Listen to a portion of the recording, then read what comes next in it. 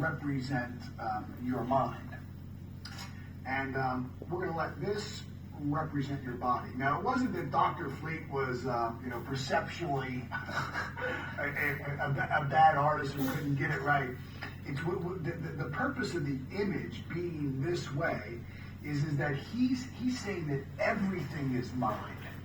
Most people, when we get an image of the mind, we get an image of the brain. We think that our brain is our mind, and it's really not. The brain is the organ, right? The brain is the organ. It's the electronic and chemical switching station. Mind is really the activity that's found in every cell of your being. It's the expression of the thoughts. So this is why you can be thinking of something, let's say, embarrassing, and your cheeks turn red. So the thought is expressed through your mind. Mind is the activity that takes place in that communication and causes your internal vibration to change and alter. Right? So mind is the vibrational frequency that you're in. It's the expression of those thoughts that you hold. Does that? Mm-hmm. Okay. Now, he said, let's just say that there's two parts to the mind. And again, the cookie's on the bottom shelf here. I know there's many different parts to the mind, but he's saying, let's just say that there's two parts to the mind. Let's say that there's this top part would be our conscious mind, and this bottom part here would be our subconscious, or you'll hear Dr. Paul Sheely talk and call this the other than conscious mind. Now, again, two very different parts, and we talked about this in one of the other lessons. Touched on, yeah. But this is our thinking mind, right? This is our thinking mind. In our conscious mind, we can think. Now, just because we can think doesn't mean that we do think. And again, I don't say that to be cute. I say that because what most people call thinking is really just mental activity. What most people are really doing is they're thinking yesterday's thoughts. They're overhearing other people's opinions and just regurgitating them. That's not really thinking. We're talking about creative thought. Thinking, being able to think beyond your current conditions and circumstances into something new. Creative thought. So in your conscious mind, you can think. It's where your awareness lies. Your subconscious mind is really, it's your feeling mind, right? It's your feeling mind. It's your emotional mind, right? And in your subconscious mind, this again is where your self-image is. This is where your self-esteem lies. And there's a big difference between your self-image and your self-esteem. Self-image is the image you see of yourself into the world, how you see yourself interacting with the world, what your self-belief is of you. Your self-esteem is your self-value. It's your perception of your worthiness. How I value me is self-esteem. The culmination of this creates what we call self-belief, right? And this self-belief creates what we call a belief system. And oftentimes our belief system is just that. It is just BS, right? Very well can be just BS. Now, we have the ability to think both negatively or positive. We've been given what's called free will. You get to choose whatever it is that you want to choose. You can listen to whatever you want. As a matter of fact, we gain access to our outside world through these little antennae. And these little antennae represent our five senses. So we have the ability to see, hear, smell, taste, and touch. And we can gather information from our outside world using our physical senses. And we can then think and form an opinion. Now, oftentimes, when we form an opinion and we begin to think about something, if that thought is not in harmony with what our belief system is, what we will do is we will reject the idea. We'll talk ourselves out of it instantly, that quick. What we normally do is we look at out here the results that we've created. And let's say the person here is thinking like I was about having a $1 million a year business, but the results are that we're producing a $20,000 a year business. The person will have the thought of $1 million, will look at their outside world and come to the logical conclusion based on their belief system that they would never be able to do that, and therefore they reject the idea. That quick. Most people's ideas and full potential are dead on arrival. They never even get a chance to have life breathed into them.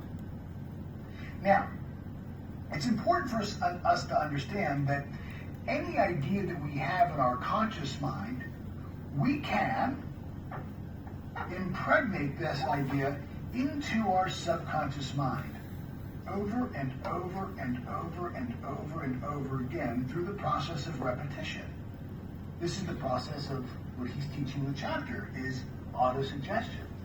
Now, the important thing for us to understand is that your subconscious mind has no ability to reject the idea. See, up here, when you have this idea for the $1 million, you can begin to reason. You can begin to reason all the reasons why it won't work, and you can begin to reason why it could work. You can have this $1 million idea, and you can go out and see and hear and smell and taste and touch and experience and meet people to gather new ideas and new belief systems about this idea. You can work with this idea in your conscious mind. But once this idea reaches your subconscious mind, that's it. It becomes fixed in your subconscious mind. You have no ability to reject the idea. As a matter of fact, your subconscious mind believes anything that's impregnated into it. It believes it as the gospel truth. It truly is your belief system. Now, if you think about this, there was a time in your life where you really didn't have conscious awareness.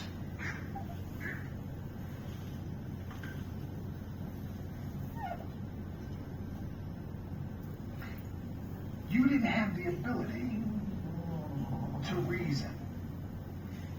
And so when you were brought onto the scene and mom and dad kind of created you, and here you are, you come onto the scene, you have no really conscious awareness. You have no ability to think for yourself. You have no ability to reason whether this idea is right or whether this idea is wrong. So all the thoughts, all the ideas, and all the images that you are exposed to go right into your subconscious mind. And you accept them. This is why a 5-year-old believes in Santa Claus. You can tell a 5-year-old that there's a big, fat, jolly elf who lives at the North Pole who is flying reindeer and a bunch of elves who make toys for all the good boys and girls, and he flies all over the world, and they believe it. And they accept it. And they also believe that there's an Easter Bunny. Many children believe that there's an Easter Bunny. I grew up believing in the Easter Bunny, and at nighttime, the night before Easter, my brothers and I, we would take our Easter basket and we'd put them all on the table. Sometimes we would leave some carrots for the Easter Bunny, and in the morning we would wake up and we would begin to search the house for the Easter basket, knowing and believing that the Easter Bunny had been there. And we would look behind the couch, and if it wasn't there, we would look behind the curtains, and if it wasn't there, we would look under the table. If it wasn't there, we would look behind the box. And if it wasn't there, we would go to everybody's closet. And if it wasn't, we would never even consider to stop searching for it, because our belief system told us that there was an Easter bunny. And belief drives behavior, and we fully expect it. Now, we're almost devastated when we begin to gain personal responsibility for what we think and our ability to reason, and we begin to gain conscious awareness, and now all of a sudden we realize, oh, there is no Santa Claus. And I'm just going to suggest to you that just like this idea of Santa Claus that has been programmed, that was programmed into your little mind, if you were at all like Roddy, or if you were like me, you were probably born into a program where, you were told to clean your plate because there were starving kids. You were told that, you can't have that because we just don't have the money. You were told that, money doesn't grow on trees. Good things come to those who wait. If you're going to get anywhere in life, you've got to work really hard. You're going to do honest work. You'll never get ahead. You're never going to get ahead unless you have an education. And yet all these things that you were programmed to believe. You'll never be able to become rich as a janitor. You'll never become rich as a high school dropout. If you drop out of high school, your life is ruined. You're done. You're going to be destined to be in a roofer or a ditch digger or a janitor the rest of your life. And so the same people who programmed you to believe in the Easter Bunny and programmed you to believe in Santa Claus have programmed you with a whole bunch of beliefs about money, about how much money you can make, about how much money you're worth, about how much money, there is in a particular industry.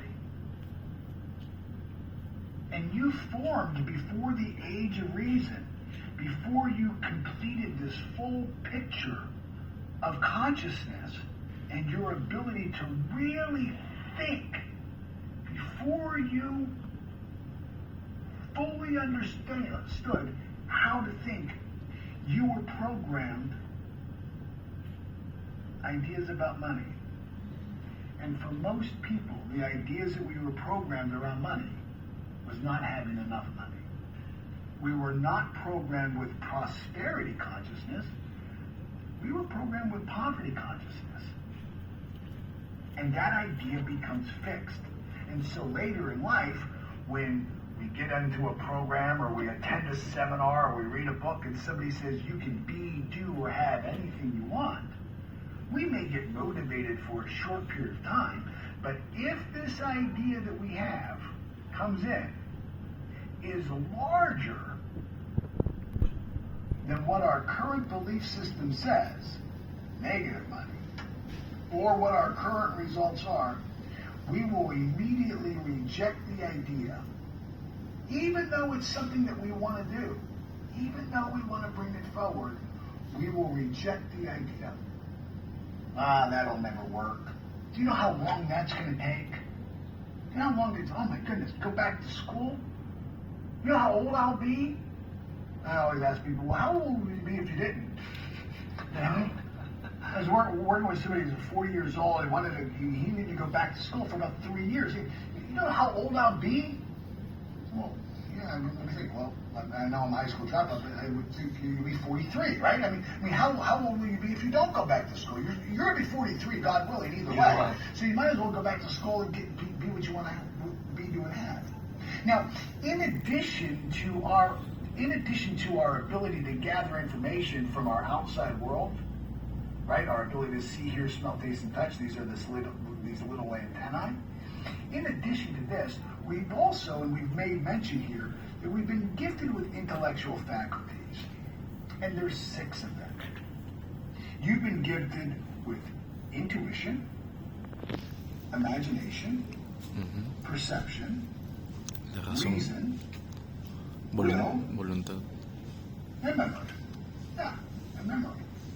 And our intuition, imagination, perception, reason, will, and memory are intellectual faculties that we can use to enhance the thoughts we have, to elevate the vibrational frequency of that thought. So in other words, we can take an idea like having $1 million, and we can use our imagination. We can imagine, what would it be like? What would my life be like if I had an extra $1 million? What would it be like to have $1 million a year salary? Where would I go? What would I travel? And where would I travel? Who would I travel with? What kind of car would I have? Who would I tithe to? What kind of impact could I have in the world? Who could I help? And so we can imagine, we can actually go to that place. And every time we do that, this part of our mind can't tell the difference between what is a real experience and what is an imagined experience. In other words, your subconscious mind can take that mental trip and actually build the memories of a future experience and store them just as real as you have past experiences. Think about that for a moment. You have the ability to think about what it is that you want to be or do or have. You can actually build a memory in the future of you having it. Focus on it. Use the principles of autosuggestion. Anchor it into your subconscious mind. And your subconscious mind will accept that idea as though it were real. And it will begin to produce in you memories of an unlived, imagined experience. And you will ultimately move your body into a vibrational frequency that is consistent with the memory that you've imagined in the future. Now, we're going to get into this entire diagram in a much deeper way when we get to the mind and the and the brain chapter. When we get to those, there's 3 chapters, right? It's Sixth sense, mind, and brain, right? Mind, yeah. And so when we do those, we're going to probably do those 3. We might just do those together and just do it as a streaming thought, maybe. Right. We're going to go more in depth, but this idea of the idea that you build using your intellectual faculty of imagination, programming it through autosuggestion, that is doing the 6 steps in desire, reading the card every single day, reprogramming it into your subconscious mind. So now we're creating the energy, we're anchoring the energy, we're moving our body into that energy. We begin to express that energy in our action. The expectation is that we're going to create that energy in physical form. This entire process is the law of perpetual transmutation of radiant energy law. So we've talked about there being 7 laws of the universe. You're going to see all 7 of them right here in this diagram. And we can talk about... Let's do a deep dive on that one, Joe. Yeah. We can talk about the perpetual transmutation of radiant energy law, but let's do that as our deep dive. Yeah. What we want to understand, again, from the simplest part of this chapter, in its simplest form, is that you have the ability to think. You have the ability to think. You've been given free will. You can think negative or you can think positive. But whatever you think, whatever you choose to entertain, by law, that idea is expressed in your subconscious mind. Your subconscious mind accepts any idea placed in it as though it were truth, and has no ability to reject the idea, accepts it as truth, and will alter your vibration as though it were true. Let me give you an example. Can you hold the board? Have you watched somebody bite into a lemon? You see somebody who has a lemon, and they go to bite into it, and your mouth starts to water. You're not eating a lemon. It's because you have cells of recognition. You have stored in your mind what a lemon is. You know it's tart. You know it's sour. You've experienced that before. You can see with your physical senses them doing it. And you can imagine what's going on in their mouth. And as you begin to become emotionally involved with what's going on with them, it begins to be expressed through you. You're not eating a lemon. I can remember my sister Jeannie taking me to the movie Jaws. And there we are, in a movie theater, air-conditioned movie theater in the summertime, Coca-Cola and popcorn. We're in Pittsburgh. There's no ocean and there's no sharks around. We're as safe can be. And they're and just swim, screaming. Well, what are you afraid of? It's a movie. Because we can get so emotionally involved, we can get sucked right in that our mind experiences it as it is real.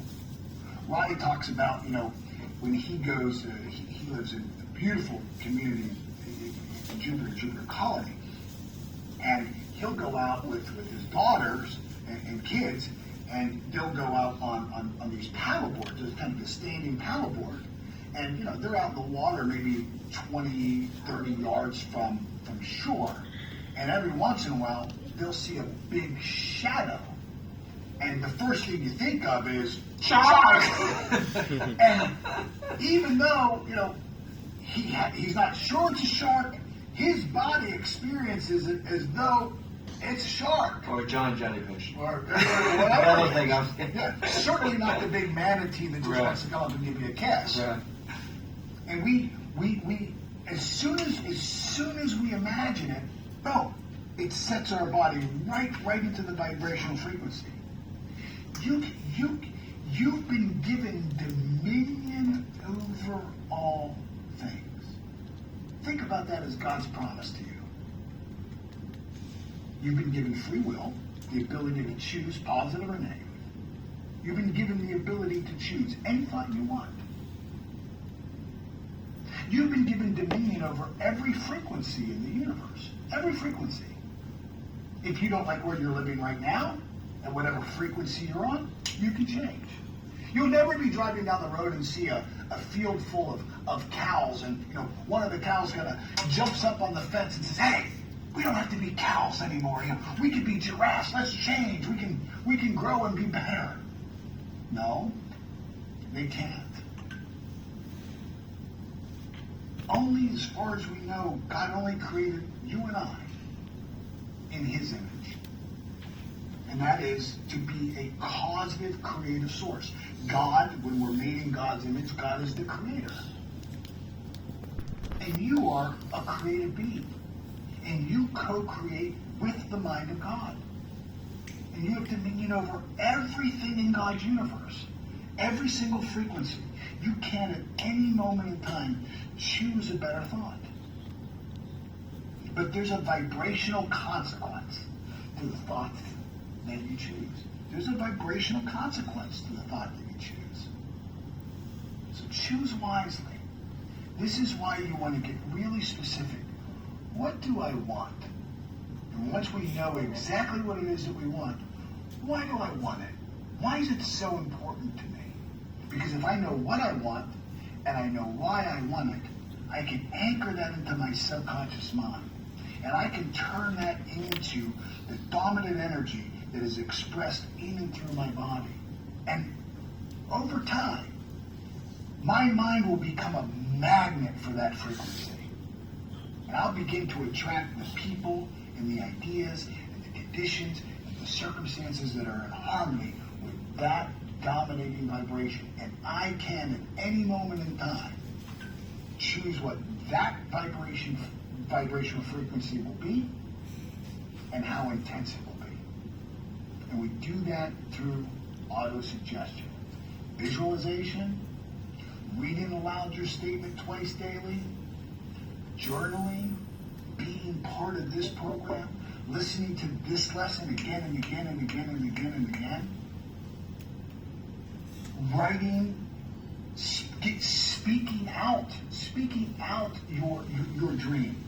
Life and death begins in the tongue. In the beginning was the Word, and the Word was made what? Flesh.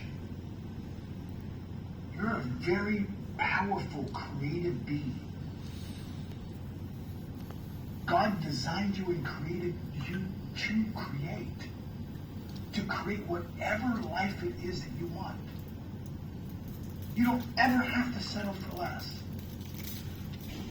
Now that doesn't mean that there's not a price to pay, and that doesn't mean that it's going to be easy, and it doesn't mean that it's always going to be smooth, and it doesn't mean that it's not going to require a lot of work, and it doesn't mean that you're not going to fail. You're going to fail miserably all the way to success.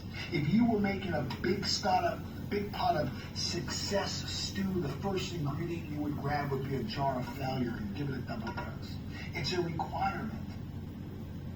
Because failure contains the learn. Failure contains the learn. Failure gives us the tools and the resources to take the next step, to know where it becomes a directional guide. It becomes our GPS. How do you know if it's right? Unless you fail along the way. And so this is really kind of as basic as you can get in auto suggestion. Can I have one? Yeah, please. So, two exercises that are useful to help. Ven chicos.